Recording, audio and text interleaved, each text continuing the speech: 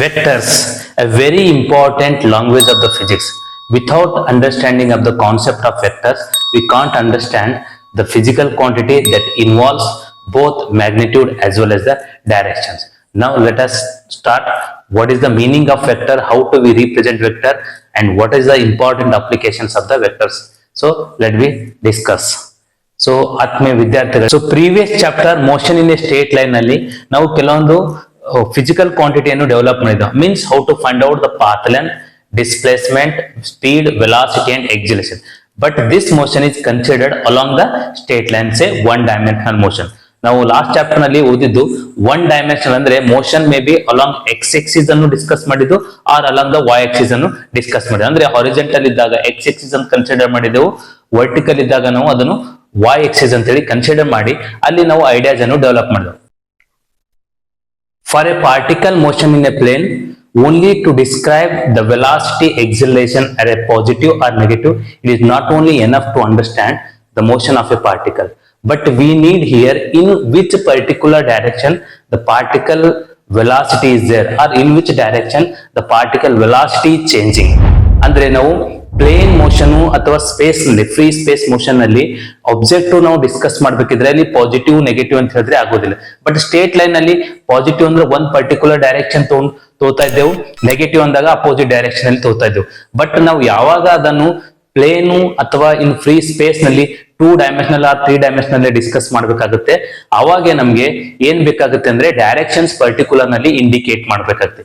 For example ನೀವು ನೋಡಿ, so projectile motion ಅಲ್ಲಿ ಆಬ್ಜೆಕ್ಟ್ ನಾವು ಫ್ರೀ ನಿಂದ ಬಿಸಾಕಿದಾಗ, ಇನಿಷಿಯಲ್ ವೆಲಾಸಿಟಿ ಕೊಟ್ಟು ಬಿಸಾಕಿದಾಗ ಏನಾಗುತ್ತೆ ಅಂದ್ರೆ ಅಲ್ಲಿ both say the distance also covers and as well as the height is also changes. ಅಂದ್ರೆ ಆಬ್ಜೆಕ್ಟ್ ಇಂದು ಡಿಸ್ಟೆನ್ಸ್ ದೂರ ಕೂಡ ಚೇಂಜಸ್ ಆಗುತ್ತೆ ಮತ್ತು ಹೈಟ್ ಕೂಡ ಚೇಂಜಸ್ ಆಗುತ್ತೆ.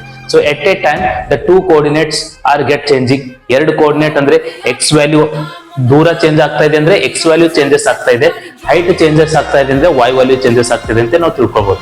So therefore, so that kind of the motions are known as what the motion in a plane. Okay, to describe this motion in a plane for projectile motion and the circular motion, we need to develop an important mathematics for the physics that we call as the mathematical idea in physics known as so vector quantities. So let us start the reading of say vectors. Okay, dear students, so usually the measurable quantities are known as physical quantities. So these physical quantities we are classified into generally 2 types. One we call the scalars, another we call as vectors. On what basis means, for example, to express some physical quantities, only the magnitude say value is enough to describe that quantity, and such quantities are known as the scalar quantities. ಅಂದ್ರೆ ಕೆಲವೊಂದು dimensions ಅನ್ನು ಅಥವಾ ಕೆಲವೊಂದು physical quantities ಅನ್ನು ನಾವು express ಮಾಡ್ತಾ ಇದ್ದಾಗ only ನಮಗೆ ಮ್ಯಾಗ್ನಿಟ್ಯೂಡ್ ಅಥವಾ ವ್ಯಾಲ್ಯೂ ಇದ್ರೆ ಸಾಕು, ಅಂದ್ರೆ ಬೆಲೆ ಅಷ್ಟಿದ್ರೆ ಸಾಕು. ಅದನ್ನ ನಾವು ಎಕ್ಸ್ಪ್ರೆಸ್ ಮಾಡಿದಾಗ ಅದನ್ನ ಬಗ್ಗೆ ತಿಳ್ಕೊಂಡೇವೆ ಅಂದ್ರೆ ಅದು ನಾವು ಸ್ಕೇಲಾರ್ ಕ್ವಾಂಟಿಟೀಸ್ ಅಂತ ಜನರಲ್ ಆಗಿ ಕರಿತೀವಿ. ಈಗ ಫಾರ್ ಎಕ್ಸಾಂಪಲ್ ನಮ್ಮ ಮಾಸ್ ಇದೆ. So mass of the object to 2 kg, 3 kg. Say enough, it is not necessary to say the direction along with the direction. ಅಂದ್ರೆ ಈ ಕಡೆ ಮಾಸ್ ಒಂದು 3 kg ಇದೆ, ಈ ಕಡೆ ಮಾಸ್ ಒಂದು 2 kg ಇದೆ ಅಂತ ನೆಸೆಸರಿ ಇಲ್ಲ. ಅಂದ್ರೆ ಇಲ್ಲಿ ಡೈರೆಕ್ಷನ್ ಬೇಕಲ್ಲ. Similarly length, time, temperature, so these all are known as the scalar quantity. Means to express that physical quantity we need only the magnitude. Okay, it is not only meaning that it has only the positive value. Magnitude ಅಷ್ಟೇ ಇದೆ ಅಂದ್ರೆ ಅದು positive ಇರಬೇಕು ಅಂತ ಅಷ್ಟೇ ಇಲ್ಲ, negative ಕೂಡ ಇರುತ್ತೆ. ಫಾರ್ ಎಕ್ಸಾಂಪಲ್ ನಮ್ಗೆ ಟೆಂಪರೇಚರ್ ಇದೆ. Temperature is a scalar quantity, but to describe that temperature some time it is +27 degree Celsius and -3 degree Celsius. Like this we can express. ಅಂದ್ರೆ ನಾವು ಪಾಸಿಟಿವ್ ಮತ್ತು ನೆಗೆಟಿವ್ ನಿಂದ ಕೂಡ ನಾವು ಎಕ್ಸ್ಪ್ರೆಸ್ ಮಾಡಬಹುದು. ಸಮ್ ಕ್ವಾಂಟಿಟೀಸ್ ಇದೆ. ಫಾರ್ ಎಕ್ಸಾಂಪಲ್ ಈಗ electric current ಇದೆ. ಈ ಎಲೆಕ್ಟ್ರಿಕ್ ಕರೆಂಟ್ ನಾವು ಮ್ಯಾಗ್ನಿಟ್ಯೂಡ್ ಇದೆ, ಅದ್ರ ಜೊತೆ ನಾವು ಡೈರೆಕ್ಷನ್ ಕೂಡ ಇರುತ್ತೆ. For example in a wire A to B the electric current is 2 ampere. Say or B to A the electric current is -2 ampere ಅಂತ ಹೇಳಿ ಕೆಲವೊಂದ್ಸಲ ಪಾಸಿಟಿವ್ ನೆಗೆಟಿವ್ ವಿತ್ ಡೈರೆಕ್ಷನ್ ಕೂಡ ನಾವು ಎಕ್ಸ್ಪ್ರೆಸ್ ಮಾಡ್ತೇವೆ. But so the main problem ಅಂದ್ರೆ electric current ನಮ್ಗೆ vector loss ಒಬೇ ಆಗೋದಿಲ್ಲ. That's why even the current having magnitude and direction we can't call as it is a vector quantity, because the vector laws are not applicable for the representation of an electric current. So this is the main reason. ಅಂದ್ರೆ ನಾವು ಎಲ್ಲಾ directions ಇದ್ದೆವು ಮತ್ತೆ ಎಲ್ಲಾ positive negative ಇದ್ದವು ಎಲ್ಲಾ vectors ಅಂತ ಆಗೋದಿಲ್ಲ. ಅವಕ್ಕೆ ಏನಾಗಿರ್ಬೇಕು, ಮ್ಯಾಗ್ನಿಟ್ಯೂಡ್ ಡೈರೆಕ್ಷನ್ ಜೊತೆ ಅವು ವೆಕ್ಟರ್ ನಿಯಮಗಳು ಅಲ್ಲಿ ಅನ್ವಯ ಆಗ್ಬೇಕು. ಅಂದ್ರೆ ವೆಕ್ಟರ್ಸ್ ನಾವು ಯಾವ ರೀತಿ ಆಡ್ ಮಾಡ್ತೇವೆ ಅದೇ ರೀತಿ ನಮ್ಗೆ ಅಡಿಷನ್ ರೂಲ್ ಅನ್ನು ಮಾಡ್ಕೊಳ್ಬೇಕು. ಸೊ ನಾವು let us come to the understanding the meaning of an vector. Vectors means that a physical quantity has both magnitude as well as the direction. ಅಂದ್ರೆ ವೆಕ್ಟರ್ಸ್ ಫಿಸಿಕಲ್ ಕ್ವಾಂಟಿಟಿ ಅಂದ್ರೆ ಯಾವ ರೀತಿ ಇರುತ್ತೆ ಅಂದ್ರೆ magnitude ಅಂದ್ರೆ ಬೆಲೆ ಅಥವಾ ವ್ಯಾಲ್ಯೂ ಕೂಡ ಇರುತ್ತೆ, ಜೊತೆ ಡೈರೆಕ್ಷನ್ ಅಂದ್ರೆ ದಿಕ್ಕು ಕೂಡ ಇರುತ್ತೆ. ಈ ಎರಡರಲ್ಲಿ ನಾವು ಎಕ್ಸ್ಪ್ರೆಸ್ ಮಾಡಿದ್ರೆ ಅದು ನಮ್ಗೆ ವೆಕ್ಟರ್ ಕ್ವಾಂಟಿಟಿ ಅಂತ ಅನ್ಸ್ಕೊಳುತ್ತೆ. ಈಗ ಫಾರ್ ಎಕ್ಸಾಂಪಲ್ ನೋಡಿ, ನಮ್ಗೆ ಈಗ Raju kicked the ball with a force of 1000 Newton ಅಂತ ಹೇಳ್ತೇವೆ. Raju kicked the ball with a force of 1000 Newton ಅಂದಾಗ ಸೊ ಅದು ನಮ್ಗೆ ಪರ್ಫೆಕ್ಟ್ ಆಗಿ ಅದ್ರ ನಮ್ದು ಒಂದು ಕಾನ್ಸೆಪ್ಟ್ ನಮ್ಗೆ ಕ್ಲಿಯರ್ ಆಗೋದಿಲ್ಲ. ಯಾಕಂದ್ರೆ ರಾಜು ಯಾವ ಕಡೆ ಬಾಲ್ ಅನ್ನು ಕಿಕ್ ಮಾಡಿದ, ಸೊ ಅದಕ್ಕಿಂತ ಬೆಟರ್ ನಾವು ಹೀಗೆ ಹೇಳ್ಬಹುದು. So Raju kicked the ball with a force of 1000 newton along east direction or towards east direction. ಅಂದ್ರೆ ಈಸ್ಟ್ ಡೈರೆಕ್ಷನ್ ಗೆ 1000 ನ್ಯೂಟನ್ ಫೋರ್ಸ್ ಅನ್ನು ಆ ಬಾಲ್ ಮೇಲೆ ಪ್ರಯೋಗ ಮಾಡ್ತಾನ ಅಂತ ಹೇಳಿದಾಗ ಅದು ನಮ್ಗೆ ಏನಾಗ್ತದೆ, 1000 Newton is in magnitude and the east is the direction. So it gives both magnitude and direction. Now it is in perfect the meaning of the force. So like this, so many quantities, say displacement express ಮಾಡಬೇಕಿದ್ರು ಕೂಡ, velocity, acceleration, so then force, ಇವೆಲ್ಲ express ಮಾಡ್ಬೇಕಿದ್ರೆ ನಮ್ಗೆ ಏನ್ ಬೇಕು ಅಂದ್ರೆ ಇಲ್ಲಿ direction ಮತ್ತು magnitude ಎರಡು express ಮಾಡಬೇಕು. ಸೊ ಅಂತ ಫಿಸಿಕಲ್ ಕ್ವಾಂಟಿಟೀಸ್ ನಾವು ವೆಕ್ಟರ್ ಕ್ವಾಂಟಿಟೀಸ್ ಅಂತ ಕರಿತೇವೆ ನಾವು. ಸೊ ಈ ವೆಕ್ಟರ್ಸ್ ಗಳು ಇದ್ದಾಗ ಸ್ಪೆಷಲ್ಸ್ ರೂಲ್ ನಮ್ಗೆ ಅಪ್ಲಿಕೇಶನ್ ಆಗುತ್ತೆ. ಸೊ ಸ್ಕೇಲಾರ್ಸ್ ನಲ್ಲಿ ನಾವು ಹೇಗೆ ordinary scalar rule. So you know that you are learning since you are learning from the LKG ನಿಂದ ಮಾಡ್ತಾ ಇದ್ದೇವೆ. For example 2 kg plus 3 kg which is equal to 5 kg ಅಂತ ಬರಿಬಹುದು. ಬಟ್ ವೆಕ್ಟರ್ ಎಡಿಷನ್ ನಲ್ಲಿ 2 newton plus 3 Newton we can't write as an 5 Newton because it depends upon in which direction we are applying the force. ಅಂದ್ರೆ ಯಾವ ದಿಕ್ಕಿನಲ್ಲಿ ನಾವು force ಅನ್ನು apply ಮಾಡ್ತಾ ಇದ್ದೇವೆ ಅಂತ ಅದ್ರ ಮೇಲೆ ಡಿಪೆಂಡ್ ಇರುತ್ತೆ. ಅದಕ್ಕೆ ವೆಕ್ಟರ್ಸ್ ಗಳಿಗೆ ಆರ್ಡಿನರಿ ರೂಲ್ಸ್ ಅಪ್ಲೈ ಆಗೋದಿಲ್ಲ. ವೆಕ್ಟರ್ ಗಳ ಬಗ್ಗೆ ನಾವು ತಿಳ್ಕೊಳ್ಬೇಕಿದ್ರೆ ಸೊ ವೆಕ್ಟರ್ದು ಲಾಸ್ ರೂಲ್ಸ್ ಅನ್ನು ನಾವು ಚೆನ್ನಾಗಿ ತಿಳ್ಕೊಂಡಾಗ ಸೊ ಅದನ್ನು ನಾವು ಈಸಿಯಾಗಿ ಫೈಂಡ್ ಔಟ್ ಮಾಡಬಹುದು. So most of the physics higher physics 11th and 12th ನಾವು ಇದು ಮಾಡಿದಾಗ ಕಂಪ್ಲೀಟ್ ಆಗಿ ವೆಕ್ಟರ್ ಅನಾಲಿಸಿಸ್ ಇದೆ. ಯಾಕಂದ್ರೆ ಇಲ್ಲಿ ಕ್ಯಾಲ್ಕುಲೇಷನ್ ಮಾಡೋದು ಎಲ್ಲ ಫೋರ್ಸ್ ಇದೆ, all type of the field, even gravitational field, magnetic field and electrostatic fields. So all the fields, all the forces involves the vector quantity because with all forces and field having both magnitude and direction. Therefore without understanding of this vector we can't understand the physics. ಅದಕ್ಕೆ ನಾವು vectors ಅರ್ಥ ಆಗಿಲ್ಲ ಅಂದ್ರೆ physics ನಮ್ಗೆ ಅರ್ಥ ಆಗೋದು ಬಹಳ ಕಷ್ಟ ಆಗುತ್ತೆ. ಅದಕ್ಕೆ ಈಸಿಯಾಗಿ ನಾವು ವೆಕ್ಟರ್ಸ್ ಗಳನ್ನು ಅರ್ಥ ಮಾಡ್ಕೊಳ್ಳೋಣ. ಒಂದ್ ವೇಳೆ ನಾವು ಇನ್ನೂ ಸ್ವಲ್ಪ ಹೈಯರ್ ಲೆವೆಲ್ ನಲ್ಲಿ ಥಿಂಕ್ ಮಾಡಿದಾಗ generalized form of the scalars and vectors are known as a tensor quantity. And tensors means that have the different values in a different direction at the same point. ಅಂದ್ರೆ ಒಂದೇ point ನಲ್ಲಿ ಬೇರೆ ಬೇರೆ ದಿಕ್ಕಿನಲ್ಲಿ ಬೇರೆ ಬೇರೆ values ಅನ್ನು ಸೂಚಿಸುತ್ತೆ. ಸೊ ಅದಕ್ಕೆ ನಾವು ಟೆನ್ಸರ್ ಕ್ವಾಂಟಿಟೀಸ್ ಅಂತ ಕರಿತೀವಿ ನಾವು. ಫಾರ್ ಎಕ್ಸಾಂಪಲ್ ನಾವು ವೆಕ್ಟರ್ ಅಂತೇಳಿ ನಾವು ರಿಸ್ಟ್ರಿಕ್ಷನ್ ಮಾಡಿದಾಗ ವೆಕ್ಟರ್ ಗಳಿಗೆ ಒಂದೇ ಡೈರೆಕ್ಷನ್ ಇರುತ್ತೆ. ಸೊ ಬಹಳಷ್ಟು ಡೈರೆಕ್ಷನ್ಸ್ ಇದ್ದಾಗ ಅಂತ ಕ್ವಾಂಟಿಟೀಸ್ ನಾವು ಏನ್ ಕರಿತೇವೆ, ಟೆನ್ಸರ್ ಕ್ವಾಂಟಿಟೀಸ್ ಅಂತ ಕರಿತೇವೆ. ಫಾರ್ ಎಕ್ಸಾಂಪಲ್ ಸೊ ನಾವು ನೋಡ್ಬೋದು ಹೈಯರ್ ಲೆವೆಲ್ ಅಲ್ಲಿ ಥಿಂಕ್ ಮಾಡಿದಾಗ, ಫಾರ್ ಎಕ್ಸಾಂಪಲ್ ಇದೊಂದು ಸಾಲಿಡ್ ಮೀಡಿಯಂ ಇದೆ. ಈ ಸಾಲಿಡ್ ಅನ್ನು ಒಂದು ಯಾವುದೇ ಫ್ಲೂಯಿಡ್ ಮೀಡಿಯಂ ನಲ್ಲಿ ನಾವು ಇಮ್ಮರ್ಸ್ ಮಾಡಿದಾಗ ಟೋಟಲಿ ಇದಕ್ಕೆ 6 ಸರ್ಫೇಸಸ್ ಇದೆ. ಈ ಟೋಟಲಿ 6 ಸರ್ಫೇಸ್ ನಲ್ಲಿ ನಾವು ಈಚ್ ಸರ್ಫೇಸ್ ಮೇಲೆ ಡೈರೆಕ್ಷನ್ ಆಫ್ ಫೋರ್ಸ್ ನೋಡಿದಾಗ ಎಲ್ಲವೂ ಒಂದೇ ಡೈರೆಕ್ಷನ್, ಡಿಫರೆಂಟ್ ಡೈರೆಕ್ಷನ್ ಇದೆ. ಸೊ ಫಾರ್ ಎಕ್ಸಾಂಪಲ್ ಈ ಪರ್ಟಿಕ್ಯುಲರ್ ಪಾಯಿಂಟ್ ತಗೊಂಡಾಗ ಇಲ್ಲಿ ಈ ಕಡೆ ಆಗ್ತು ಫೋರ್ಸ್, ಇಲ್ಲಿ ಈ ಕಡೆ ಆಗ್ತು, ಇಲ್ಲಿ ಈ ಕಡೆ ಆಗ್ತು, ಇಲ್ಲಿ ಈ ಕಡೆ ಆಗ್ತು, ದೆನ್ ಮತ್ತೆ ಮೇಲೆ ಮತ್ತು ಕೆಳಗಡೆ ಹಿಂಗ್ ಫೋರ್ಸ್ ಡೈರೆಕ್ಷನ್ಸ್ ಎಲ್ಲಾ ಕಡೆ ಡಿಫರೆಂಟ್ ಇದೆ. ಸೊ ಇಂಥ ಕ್ವಾಂಟಿಟೀಸ್ಗೆ ನಾವೇನಂತ ಕರಿತೀವಿ ಅಂದ್ರೆ ಟೆನ್ಸರ್ ಕ್ವಾಂಟಿಟೀಸ್ ಅಂತ ಕರಿತೀವಿ. ಅಂದ್ರೆ at a given particular point it has a different direction. At all different direction it has the different values also. Therefore if the physical quantities has more than 2 directions or 1 direction and that quantity is generalized, we can call as an tensor quantities. So this directions indicates the dimension of a tensor, or it is also known as a rank of a tensor. If for example ನಮಗೆ scalar is only magnitude is given by the scalar number. ಯಾವುದೇ measurement ನಲ್ಲಿ ಬರೀ magnitude ಅಷ್ಟೇ. ಈ mass ಇದೆ, ಎಷ್ಟಿದೆ mass ಅಂತ ನಾವು ಒಂದು ಮಾಸ್ ಅನ್ನು ನಾವು ಪರ್ಟಿಕ್ಯುಲರ್ ಆಗಿ ಹೇಳಿದಾಗ ಸೊ ಅದು ನಮ್ಗೆ ಏನಾಗ್ತದೆ, ಅದರದ್ದು ಡೈರೆಕ್ಷನ್ಸ್ ಇಲ್ಲ ಅಂದಾಗ so that ranks A dimension of that tensor is an 0 ಅಂತ ಹೇಳ್ಬೋದು. ಅಂದ್ರೆ ಅದಕ್ಕೆ ಯಾವುದೇ ಡೈರೆಕ್ಷನ್ ಇಲ್ಲ. ಈಗ ಫಾರ್ ಎಕ್ಸಾಂಪಲ್ ನೀವು ಫೋರ್ಸ್ ಇದೆ ಅಂತ ಪರ್ಟಿಕ್ಯುಲರ್ ಪಾಯಿಂಟ್ ನಲ್ಲಿ ಅಂತ ಕ್ಯಾಲ್ಕುಲೇಟ್ ಮಾಡಿದಾಗ ಫೋರ್ಸ್ ವ್ಯಾಲ್ಯೂ ವಿತ್ ಡೈರೆಕ್ಷನ್ ಅನ್ನು ಒಂದು direction particular direction X Axis ಅಂತ ನಾವು ಕನ್ಸಿಡರ್ ಮಾಡಿದಾಗ so that is the magnitude having 1 and direction is also 1, therefore it is a tensor with a rank or a dimension of 1 anta helbodu. So more than one directional quantities are known as a tensor. Generally the scalars and vectors are the tensor quantity. The tensor with 0 rank is known as a scalar and the tensor with a rank or a dimension of 1 is called as a vector quantity ಅಂತ ಹೇಳ್ಬೋದು. But our syllabus is restricted, so here for the discussion of the vector quantities are for PU level. ನಾವು PU level ನಲ್ಲಿ ನಮಗೆ restriction vector quantities ಬಗ್ಗೆ discussion ಮಾಡೋದಿದೆ. ಆ vector quantity ನಮ್ಮ syllabus ನಲ್ಲಿ ಏನಿದೆ ಅದನ್ನು ನಾವು ಡೀಟೇಲ್ ಆಗಿ ಹೋಗೋಣ. ಸೊ ಹೈಯರ್ ಕ್ಲಾಸ್ ನಲ್ಲಿ ನೀವು ಟೆನ್ಸರ್ ಸೆಟ್ ಟೆಕ್ಸ್ಟ್ ಬುಕ್ ನಲ್ಲಿ ನಮಗೆ ಕ್ವಶನ್ ನಂಬರ್ 1 ಎಕ್ಸರ್ಸೈಸ್ ನಲ್ಲಿ ಕೆಲವೊಂದು ಫಿಸಿಕಲ್ ಕ್ವಾಂಟಿಟೀಸ್ ಕೊಟ್ಟಿದ್ದಾರೆ. ಆ ಫಿಸಿಕಲ್ ಕ್ವಾಂಟಿಟೀಸ್ ನಲ್ಲಿ ಸ್ಕೇಲಾರ್ಸ್ ಯಾವುದು ವೆಕ್ಟರ್ಸ್ ಯಾವುದು ಅಂತೇಳಿ ನಾವು ಡಿಫರೆನ್ಶಿಯೇಟ್ ಮಾಡಂತ ಕೇಳಿದ್ದಾರೆ. ಸೊ ಆ ಕ್ವಶನ್ಸ್ ಅನ್ನು ನೋಡಿ ನೀವು. So state for each of the following physical quantities if it is a scalar or a vector. So scalar means that has the magnitude, sometimes it direction means that does not obeys the vector laws of addition. ಅದು vector loss of edition ಅಲ್ಲಿ ಒಬೆ ಆಗಬಾರ್ದು. Vector ಅಂದ್ರೆ magnitude direction ಇದ್ದು vector rules ಅಲ್ಲಿ ಒಬೆ ಆಗಬೇಕು. So first ನೋಡಿ volume ಇದೆ. So it is A scalar quantity and mass is a scalar, speed is also scalar, acceleration is a vector quantity.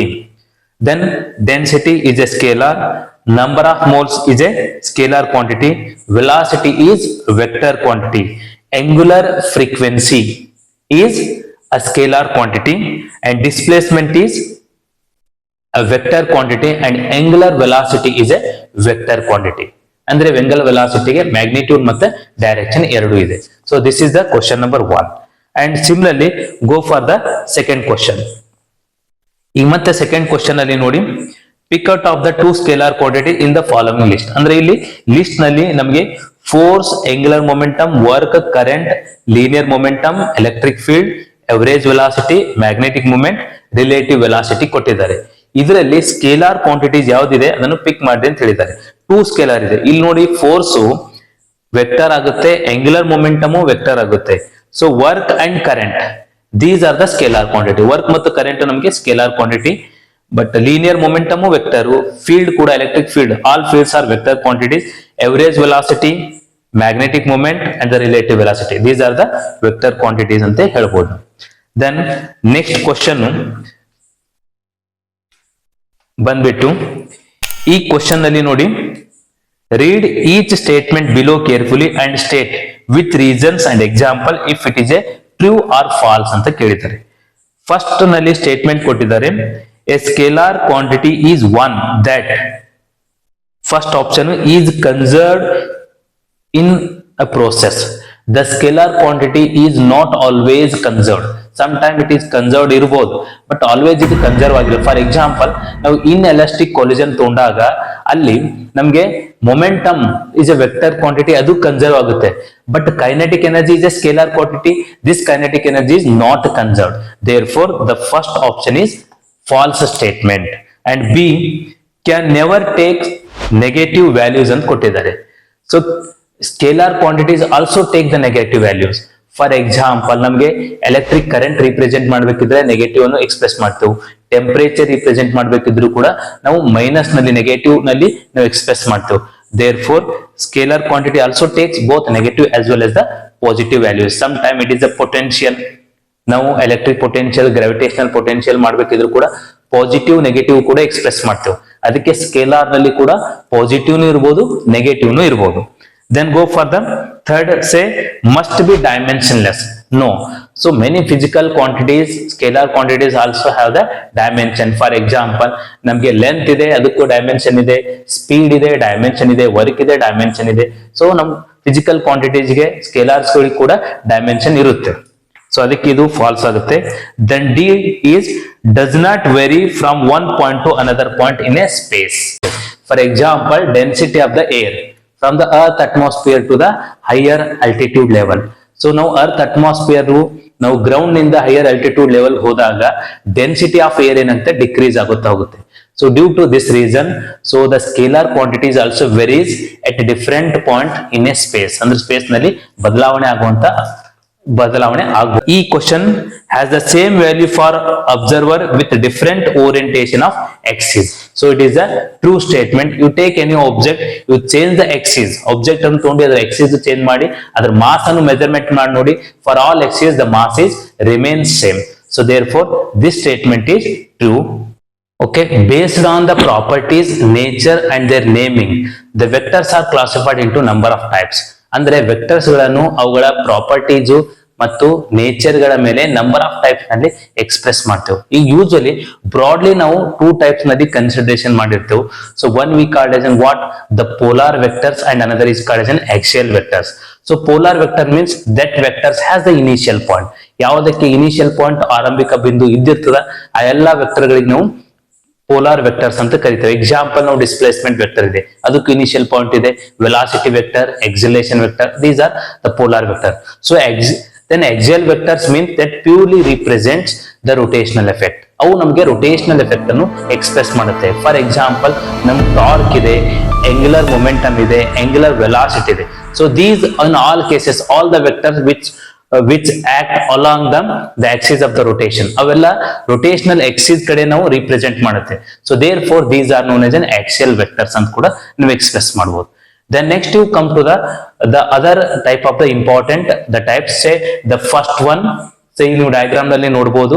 So ಎರಡು vectors ಹಾಕಿದ್ದೀನಿ. ಎರಡು ವೆಕ್ಟರ್ಸ್ ನಲ್ಲಿ ನೋಡಿ ಮ್ಯಾಗ್ನಿಟ್ಯೂಡ್ ಸೇಮ್ ಇದೆ ಮತ್ತು ಡೈರೆಕ್ಷನ್ ಕೂಡ ಎರಡು ಕಡೆ ಒಂದಿದೆ. So these vector having same magnitude means same of the length and along the same direction magnitude same means these vectors are called as an equal vectors anta karibodhu ನಾವು. Then if magnitude is same, direction is different, or the direction is same or the magnitude is different, and such vectors are called as an unequal vectors anta ನಾವು ಕರಿಬಹುದು. Then second case ನಲ್ಲಿ ಹೋದಾಗ so 2 vectors same magnitude ಇದೆ but directions ನಮಗೆ opposite ಇದೆ. So vectors having same magnitude but direction is opposite, ದಿಕ್ಕು opposite ನಲ್ಲಿ ಇದ್ದಾಗ ಇದನ್ನು ನಾವು ನೆಗೆಟಿವ್ ವೆಕ್ಟರ್ಸ್ ಅಂತ ಕರಿತೇವೆ. ಅಂದ್ರೆ A is the negative of B vector or B is the negative of A vector. ನಾವು ಒಂದ್ ಪರ್ಟಿಕ್ಯುಲರ್ ಡೈರೆಕ್ಷನ್ ಪಾಸಿಟಿವ್ ಅಂತ ತಗೊಂಡಾಗ ಮತ್ತೊಂದು ಅಪೋಸಿಟ್ ಡೈರೆಕ್ಷನ್ ಬಂತಂದ್ರೆ ಅದು ನೆಗೆಟಿವ್ ವೆಕ್ಟರ್ ಆಗುತ್ತೆ. Provided they must have the same magnitude or length, ಅದು magnitude ಮಾತ್ರ ನಮಗೆ ಸೇಮ್ ಆಗಿರ್ಬೇಕು.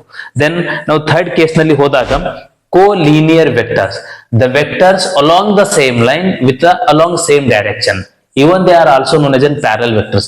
ವೆಕ್ಟರ್ಗಳು ಒಂದೇ ಡೈರೆಕ್ಷನ್ ನಲ್ಲಿ ಇದ್ದಾಗ ಮೇ ಬಿ ಡಿಫರೆಂಟ್ ಮ್ಯಾಗ್ನಿಟ್ಯೂಡ್ ಇರ್ಬೋದು ಮತ್ತು ಒಂದೇ ಲೈನ್ ನಲ್ಲಿ ಒಂದೇ ಸರಳ ರೇಖೆ ಅಂತೀವಲ್ಲ ಆ ಲೈನ್ ನಲ್ಲಿ ಇದ್ದಾಗ co-linear means along the same line along the same directions ಅನ್ನ ಇರ್ಬೇಕು. ಅವಕ್ಕೆ ನಾವು ಏನಂತ ಕರಿಬಹುದು, ಪ್ಯಾರಲಲ್ ವೆಕ್ಟರ್ಸ್ ಅಂತ ಕೂಡ ನಾವು ಅದನ್ನು ಹೆಸರಿಸಬಹುದು. Then the next case is in coplanar vectors. Now you see from this diagram, so here the number of vectors which lies in the same plane, ಒಂದೇ ಪ್ಲೇನ್ ಮೇಲೆ ಇದ್ದಂತ ಎಲ್ಲಾ ವೆಕ್ಟರ್ಸ್ ಗಳು ನಾವು ಕೋಪ್ಲೇನಾರ್ ವೆಕ್ಟರ್ಸ್ ಅಂತ ಕರಿಬಹುದು. If they are exist in different plane means those are called non coplanar vectors ಅಂತ ನಾವು ಕರಿತೇವೆ. ದ ನೆಕ್ಸ್ಟ್ ಫಿಕ್ಸ್ಡ್ ವೆಕ್ಟರ್ಸ್ ಅಂತಿದೆ. Fixed vectors means the vectors whose initial point is fixed and such vectors are known as unfixed vector. ಯಾವುದಕ್ಕೆ ನಮಗೆ initial point fix ಆಗಿತ್ತು ಅಂದ್ರೆ ಅದಕ್ಕೆ ನಾವು ಫಿಕ್ಸ್ ವೆಕ್ಟರ್ ಅಂತ. ನಮಗೆ ಈ ವೆಕ್ಟರ್ ಸೇ ಪೊಸಿಷನ್ ವೆಕ್ಟರ್, ಇದು ಇನಿಷಿಯಲ್ ಪಾಯಿಂಟ್ ಫಿಕ್ಸ್ ಆಗಿದೆ. So therefore this is known as unfixed vector ಅಂತ ಕರಿಬಹುದು.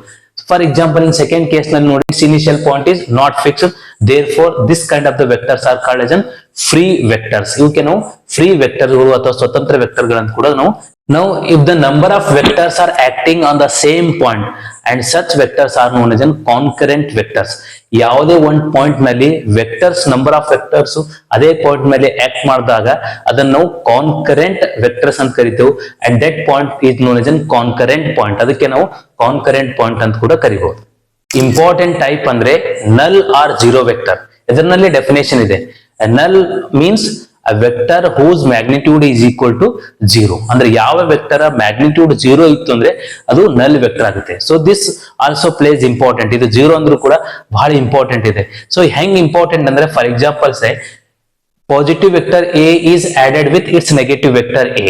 then what will get plus a minus a ಅಂತ ನಾವು ಹೋದಾಗ 0 ಅಂತ ಬರುತ್ತೆ, but that 0 indicates the scalar, but here representation plus a minus of plus a ಮಾಡಿದಾಗ ಅದು value ನಮಗೆ 0 ವೆಕ್ಟರ್ ಅಂತ ಇಂಡಿಕೇಟ್ ಮಾಡಬೇಕು. then any vector is multiplied with a 0 vector, then the answer is also. ಈಗ ಎಕ್ಸಾಂಪಲ್ ಯಾವುದು 0 vector ಗೆ ಅಂದ್ರೆ, for example a particle is lying in the origin, then what is the displacement vector means that is a null vector. ಒಂದು particle origin ಅಲ್ಲಿ ಇದ್ದಾಗ ಅದು displacement 0 ಆಗುತ್ತೆ, ಅದಕ್ಕೆ ನಾವು 0 ಅಂತ ಬರೀಬಾರ್ದು, 0 ವೆಕ್ಟರ್ ಅಂತ ಇಂಡಿಕೇಟ್ ಮಾಡಬೇಕು. 0 ಮೇಲೆ ಆರೋ ಮಾರ್ಕ್ ಹಾಕೋದು important. then next for example, if the particle is moving with constant velocity and its acceleration vector is a null vector. ಒಂದು ಕಾನ್ಸ್ಟೆಂಟ್ ವೆಲಾಸಿಟಿ ಮೂವ್ಮೆಂಟ್ ಆದಾಗ ಅದರ ಎಕ್ಸಲೇಷನ್ ವೆಕ್ಟರ್ ನಲ್ ವೆಕ್ಟರ್ ಆಗುತ್ತೆ. So like this there is an very important need of the null vector also. Important ಇದೆ ನಮ್ಗೆ ನಲ್ vector ಕೂಡ ನಮಗೆ representation ಮಾಡ್ಬೇಕಿದ್ರೆ ಈ ಕೆಲವೊಂದು ಪ್ರಾಪರ್ಟೀಸ್ ಅನ್ನು ನೋಡಿ ನಮ್ಗೆ. So any vector added with its negative vector always A ನಲ್ ವೆಕ್ಟರ್. ಅಂದ್ರೆ ಒಂದು ವೆಕ್ಟರ್ ಎ ಅನ್ನು ತಗೊಂಡು ಅದು ಪ್ಲಸ್ ಅನ್ ಮಾಡಿ ನೆಗೆಟಿವ್ ವೆಕ್ಟರ್ ಮೈನಸ್ ಎ ಜೊತೆ ಆಡ್ ಮಾಡಿದಾಗ ನಮಗೆ 0 ವೆಕ್ಟರ್ ಬರುತ್ತೆ. ಅಂಡ್ ಸೆಕೆಂಡ್ ಕೇಸ್ ನಲ್ಲಿ ನೋಡಿದಾಗ if you multiply 0 with any vector, 0 into ಯಾವುದೇ ವೆಕ್ಟರ್ ಹಾಕಿದಾಗ ಎ ವೆಕ್ಟರ್ ಅಂದಾಗ ಆನ್ಸರು 0 ವೆಕ್ಟರ್ ಅಂತ ಬರಬೇಕು, ಅಲ್ಲಿ 0 ಆಗೋದಿಲ್ಲ. ದೆನ್ ಥರ್ಡ್ ಕೇಸ್ ನಲ್ಲಿ so any vector is added with a 0 vector, then you will get a same vector. So ಅಂದ್ರೆ vector A plus 0 vector ಅಂದ್ರೆ ಅಗೇನ್ ಎ ವೆಕ್ಟರ್ ಅಂತ ಬರುತ್ತೆ ನಮಗೆ. So again any scalar number say is multiplied with a 0 vector, you will get again a 0 vector. ಯಾವುದೇ scalar number ನಿಂದ ನೀವು 0 vector ಗೆ multiply ಮಾಡಿದಾಗ ಆನ್ಸರ್ 0 ಆಗೋದಿಲ್ಲ, ಅದು 0 ವೆಕ್ಟರ್ ಅಂತ ಆಗುತ್ತೆ. So we remember like this the important properties of the ನಲ್ ವೆಕ್ಟರ್ಸ್. ಇವು ಇಂಪಾರ್ಟೆಂಟ್ ಪ್ರಾಪರ್ಟೀಸ್ ನೀವು ನೆನ್ಪಿಡ್ಲೇಬೇಕು. Next important type of vector is a unit vector. So this plays a very important role. ನಮಗೆ unit vector ಬಹಳ important ಇದೆ. So in all cases we represent the vectors as a in terms of the unit vectors ನಲ್ಲಿ ಕೂಡ ನಾವು represent ಮಾಡ್ತೇವೆ. So unit vector means in the name only the definition is there. ಹೆಸರಿನಲ್ಲಿ definition ಇದೆ. Unit ಅಂದ್ರೆ 1 ಅಂತ ಅರ್ಥ. ಏನ್ 1 ಇರಬೇಕು? It's magnitude is 1. ಡೈರೆಕ್ಷನ್ ಸರ ನಮ್ಗೆ ಡೆಫಿನೆಟ್ ಆಗಿ ಒಂದು direction ಇದ್ದಿರುತ್ತೆ. So vector whose magnitude is 1, that is known as an unit vector. Magnitude 1 ಇದ್ದಾಗ ಮತ್ತು unit vector ಇಂಪಾರ್ಟೆಂಟ್ ಏನಿದೆ ಅಂತ ಕ್ವಶನ್ ಬರುತ್ತೆ. Unit vector plays very important role to indicate the directions. ನಾವು ಯಾವುದೇ ವೆಕ್ಟರ್ ಗಳ ಡೈರೆಕ್ಷನ್ಸ್ ಅನ್ನು ಬರಿಬೇಕಿದ್ರೆ ಯೂನಿಟ್ ವೆಕ್ಟರ್ ಬಹಳ ಇಂಪಾರ್ಟೆಂಟ್ ಆಗುತ್ತೆ. So usually with the standard representation of a vector, the unit vectors are represented in a coordinate system, say I cap, j cap and k cap. ನಾವು unit vector ಗಳನ್ನು I cap, j cap, k cap ಅಂತ ಹೇಳಿ coordinate systems ನಲ್ಲಿ ನಾವು represent ಮಾಡ್ತೇವೆ. ಈ coordinate system ನಲ್ಲಿ ನೀವು x axis, y axis ಮತ್ತು z axis ಅಂತ ಹೇಳಿ ನಮ್ಗೆ ಗೊತ್ತಿದೆ. ಅದೇ ರೀತಿ x axis ನಲ್ಲಿ ಯೂನಿಟ್ ವೆಕ್ಟರ್ ತಗೊಂಡಾಗ I cap ಅಂತ ರಿಪ್ರೆಸೆಂಟ್ ಆಗುತ್ತೆ. Along the y axis the unit vector is say j cap, and along the z axis the unit vector is say k cap. Suppose if you taken it then minus I cap ಅಂತ ತಗೊಂಡಾಗ so that vector is along the negative x direction. ಈಗ minus j cap ಅಂದಾಗ the vector is along the negative z direction ಆಗುತ್ತೆ. Vector is along the negative y direction ಆಗುತ್ತೆ. So minus k cap ಅಂತ ಬರೆದಾಗ it is also a unit vector which is along the negative z direction. So like this, for the representation of the direction of any vector we need a unit vector. These are most helpful for the representation of the vector quantity. ಅಂದ್ರೆ vector ಗಳನ್ನು represent ಮಾಡಬೇಕಿದ್ರೆ ನಮ್ಗೆ unit vector ಬಹಳ help ಆಗುತ್ತೆ. ನಾವು ಎದಕ್ಕೆ use ಮಾಡಬೇಕದು direction purpose ಸಲಕ್ಕೆ ನಾವು ಅದನ್ನು ಯೂಸ್ ಮಾಡಿದ್ವಿ. That the magnitude of all this vectors I cap magnitude, j cap magnitude and k cap magnitude, this is equal to 1. ಅಂದ್ರೆ ಯಾಕಂದ್ರೆ ಮ್ಯಾಗ್ನಿಟ್ಯೂಡ್ ನಮಗೆ 1 ಅಂತ ಹೇಳಿ ಇಂಡಿಕೇಟ್ ಮಾಡುತ್ತೆ. ಇದು y axis, ಇದು z axis ಅಂತ ತಗೊಂಡಾಗ x axis ನಲ್ಲಿ unit vectors always I cap ನಿಂದ ರಿಪ್ರೆಸೆಂಟ್ ಮಾಡ್ತಾರೆ. ಸೊ ಇದು ಪಾಸಿಟಿವ್ ಡೈರೆಕ್ಷನ್ ಇದ್ದಾಗ ಪ್ಲಸ್ I cap, ಒಂದ್ ವೇಳೆ ನೆಗೆಟಿವ್ ಡೈರೆಕ್ಷನ್ ಇತ್ತಂದ್ರೆ ಸೇ ಮೈನಸ್ I cap ಆಗ್ತದೆ. ದೆನ್ ಅಲಾಂಗ್ y ಡೈರೆಕ್ಷನ್ ಅಲ್ಲಿ j cap ಅಂತ ಇಂಡಿಕೇಟ್ ಮಾಡೋದು, ಅಂದ್ರೆ ಇದು ಪಾಸಿಟಿವ್ j cap ಇದ್ದಾಗ upward direction, then negative j cap minus j cap ಅಂತ ತೋರಿಸಿದಾಗ ಡೌನ್ವರ್ಡ್ ಡೈರೆಕ್ಷನ್ ಆಗುತ್ತೆ. ಸೊ ಸಿಮಿಲರ್ಲಿ ಸೊ ಇದು ನಮಗೆ z axis ಆದಾಗ ಈ ಡೈರೆಕ್ಷನ್ ಅಲ್ಲಿ ಇದ್ದಿದ್ದು k cap unit vector. So minus k cap ಅಂದ್ರೆ ನಮಗೆ ಇದು ಅಪೋಸಿಟ್ ಡೈರೆಕ್ಷನ್ ಅಲ್ಲಿ ಆಗುತ್ತೆ. So along negative z direction. So like this V represent the unit vectors along x direction is an I cap and y direction is an j cap and z direction is an k cap. So ಹಿಂಗ್ ಮೂರು vectors ಅನ್ನು ನಾವು unit vectors ಅನ್ನು represent ಮಾಡ್ತೀವಿ. ಈಗ ನಾವು understanding ಅನ್ನು check ಮಾಡ್ಕೊಳ್ಬೇಕಿದ್ರೆ ನಾವು NCERT ಟೆಕ್ಸ್ಟ್ ಬುಕ್ ನಲ್ಲಿ ಇದ್ದಂತ ಕೆಲವೊಂದು ಸಿಂಪಲ್ ಕ್ವಶನ್ಸ್ ಅನ್ನು ನೋಡೋಣ. ಓಕೆ, ಕ್ವಶನ್ ಇದೆ, read each statement below carefully and state with reason if it is true or false ಅಂತ ಕೊಟ್ಟಿದ್ದಾರೆ. ಸೊ ಓಕೆ, ಫಸ್ಟ್ ಸ್ಟೇಟ್ಮೆಂಟ್ ಏನಿದೆ ಅಂದ್ರೆ the magnitude of vector is always A scalar. So magnitude of vector is always A number, therefore it doesn't have any direction, therefore it is a true statement or right statement. And the second is a B, each component of a vector is a always a scalar quantity. ಅಂದ್ರೆ ನಾವು vectors component ಅನ್ನು ಬರೆಯೋದು. Say ಇದು ನಮಗೆ x axis ಇದು y axis ಆಗಿದ್ದಾಗ ಇದ್ರ component ನಾವು ಫಾರ್ ಎಕ್ಸಾಂಪಲ್ ಇದು ಪೊಸಿಷನ್ ವೆಕ್ಟರ್ ಇದ್ದಾಗ ಇದ್ರ ಕಾಂಪೊನೆಂಟ್ ಬರೀರಂದ್ರೆ ಹಾರಿಜಾಂಟಲ್ ಕಾಂಪೊನೆಂಟ್ ಅಂದ್ರೆ ಅಲಾಂಗ್ ಎಕ್ಸ್ ಡೈರೆಕ್ಷನ್ ತಗೊಂಡಿರ್ತೇವೆ, ವರ್ಟಿಕಲ್ ಕಾಂಪೊನೆಂಟ್ ಅಂದ್ರೆ ಅಲಾಂಗ್ ವೈ ಡೈರೆಕ್ಷನ್ ತಗೋತೇವೆ. Therefore this component represent direction either horizontal or vertical. Therefore it is scalar, it is a vector quantity. ಅದಕ್ಕೆ ನಮಗೆ ಇದು ವೆಕ್ಟರ್ ಕ್ವಾಂಟಿಟಿ ಆಗುತ್ತೆ. Then go for the next question C. The total path length is always equal to the magnitude of the displacement vector. So this is not a true. The total path length is equal to displacement when the particle moves along the same direction, along the same line. ಒಂದೇ ದಿಕ್ಕಿನಲ್ಲಿ ಒಂದೇ direction ಅಲ್ಲಿ ಹೋಗ್ತಾ ಇದ್ದಾಗ displacement to then next path length same ಆಗುತ್ತೆ. When the particle changes its direction means then the path length is always more than the displacement. Path length ನಮಗೆ displacement ಗಿನ ಹೆಚ್ಚಾಗುತ್ತೆ direction changes ಮಾಡಿದಾಗ. So therefore the statement is false. And the next question, the average speed of a particle is either greater or equal to the magnitude of average velocity of the particle over the same interval of the time. So average speed indicates what? It is a total path length divided by the time interval, and average velocity indicates the displacement by the total time interval.